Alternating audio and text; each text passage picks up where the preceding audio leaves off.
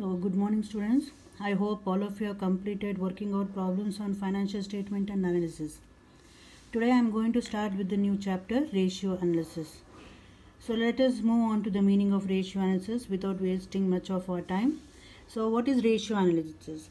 It helps to analyze the past performance of a company and to make future projection. So we can analyze the past performance of the company and make any future projections. So it allows various interested parties. Who are the interested parties? Like management. Then you have outside. All these are the outsiders, shareholders, investors, creditors, government, to make an evaluation. Evaluate means to measure the performance of the various aspects of the company's performance from their own point of view and interest. So which means that from this sentence it is understood that the ratio analysis technique, or which is one of the important tools of management accounting, it also serves the purpose of the outsiders, which enables the outsiders to evaluate the various aspects of the company's performance from their own point of view and interest. So as you all know, a ratio is always expressed mathematically. It is nothing but a ratio which expresses mathematical relationship between one number and another number. Example, for example, if 200 is to 100 can be expressed as 2 is to 1. So moving on to the various. So first let us discuss the classification according to the nature of accounting statement. So according to this classification, first one you have is balance sheet ratios. So the name itself says under these ratios we are going to consider only those items which appear in the balance sheet. Look here, these ratios deal with the relationship between the two items appearing in the balance sheet. So example, current ratio, liquid ratio, debt equity ratio. I am going to explain one example. Like for example, current ratio. What is the formula for current ratio? Current assets divided by current liabilities. So this shows that current assets are the component of balance sheet and similarly current liabilities are the component of balance sheet. So we are going to consider only those items which appear in balance sheet. Similarly we have liquid ratios. All this I am going to explain in detail when I start with the liquidity ratios. The second type of ratio is called as profit and loss account ratios. Again the name itself says that here this type of ratio shows the relationship between two items which are in the profit and loss account itself. Example, gross profit ratio. So what is the formula for gross profit ratio? I am just explaining. It may be CGS or sales divided by gross profit. CGS, where do you get CGS? Again in trading and profit and loss account.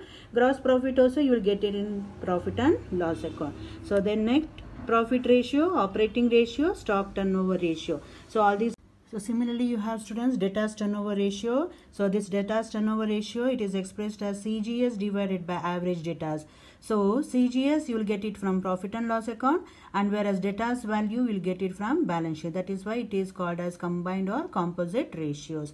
Likewise you have stock turnover ratios and capital turnover ratios. All these ratios I am going to discuss in detail students when I start with the working out of the problems. So don't get too much panic about all these ratios that you have to remember all the formulas. One thing I will do students, after that is I am going to work out the problems after discussing each and every ratios. So which will make you to clearly understand and also by heart the formulas. The second classification, as I told you, that is we are going to work out the problems under this classification. That is classification from the point of view of financial management or objective. So according to that you have liquidity ratios. What is the meaning of liquidity ratios? It reveals the ability of a company or the capacity of a company to pay off its short-term obligations. So this is called as liquidity ratios. Later on I am going to discuss about the different types of liquidity ratios in detail. Next one, capital structure ratios. It shows the long-term solvency of a company. The third one, turnover ratios. It measures the efficiency with which the various resources or assets are utilized. Then last one you have is profitability ratios.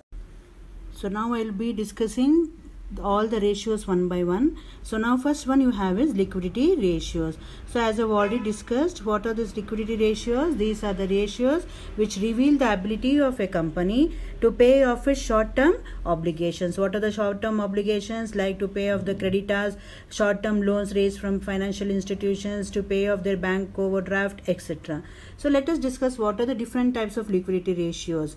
The first type of liquidity ratios is current ratio. So this ratio is mostly commonly used to perform the short-term financial analysis. So whenever we have to do short-term financial analysis, we are going to calculate what? Current ratio. And this current ratio is also called as working capital ratio. And this is the ratio which matches the current of assets of the firm, okay, to its current liabilities. So this is a formula. As you all know, current ratio is equals to current assets divided by current liabilities. Now let us discuss what are the components of current assets and current liabilities. So current assets include cash in hand, cash at bank, readily marketable securities, bills receivable, debtors less provision for bad and doubtful debts, stock in trade, prepaid expenses, and any other asset which will be converted into cash in a year time. Within a year it should be converted into cash. Then similarly you have current liabilities. So these include all obligations maturing within a period of 1 year. So this you already know, such as sundry creditors, bills payable, bank. So now we'll move on to the second type of ratio, quick ratio. So quick ratio is the ratio which is also called as acid test ratio or liquid ratio. It is also called as what? Acid test ratio or liquid ratio. It shows the ability of a business to meet its immediate financial commitments. So whenever the company is in an emergency to meet its financial commitments, then they're going to find out the quick ratio. So what is the formula for quick ratio? Quick ratio is equals to quick assets divided by quick liabilities. Now we have to discuss what are the items included in quick assets and items included in quick liabilities. So quick assets includes what? Includes cash, debtors, excluding what? Bad debts, and securities which can be realized without difficulty. Or in simple words, you can learn in this way. So I am writing here. So quick assets is equals to current assets minus stock and prepaid expenses. Stock and prepaid expenses, which means that we are going to consider all current assets excluding stock and prepaid expenses. Why we are excluding stock and prepaid expenses here? Because it takes a larger amount of time to convert stock and prepaid expenses into cash. So that is why it is called as quick assets. So quick assets, I am repeating, it includes all current assets excluding. So the standard ratio of quick ratio is 1:1. This you have to add. What is the standard ratio? 1:1. Standard ratio of current ratio is 2:1 and quick ratio is 1:1. Similarly, you have one more third ratio which is not that important, but you just remember this ratio. Suppose if they ask in the examination. So this is not there in your notes, Xerox notes I have written here. So the third one is absolute liquid ratio. So absolute liquid ratio is equals to absolute liquid assets divided by quick liability. So what are the components of absolute liquid assets? It includes cash in hand, cash at bank, and marketable securities. Only 3 items, students: cash in hand, cash at bank, and marketable securities. And then you know the formula for quick liability. Quick liability is equals to what? Current assets minus current liabilities minus bank overdraft. All current liabilities less bank overdraft gives you what? Quick liability. So from this we come to the end of the discussion of the liquidity ratios. So I am repeating, there are 3 types of liquidity ratios. What are those? Current ratio, liquid ratio, and absolute liquid ratio. So what is the formula for current ratio? Current assets divided by current liabilities. What is the standard ratio? 2:1. And what is the formula for quick ratio? Quick ratio is equals to quick assets divided by quick liabilities. So what is the standard ratio? 1:1. So what are the components of quick ratio? So then what is the formula for quick ratio? Quick ratio is equals to quick assets divided by quick liabilities.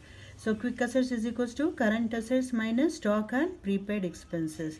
whereas quick liability is equals to current liability minus bank overdraft. So these are the items that we are going to consider for quick assets and quick liabilities. Then the third ratio is absolute liquid ratio. So absolute liquid ratio is equals to absolute liquid assets divided by quick liability.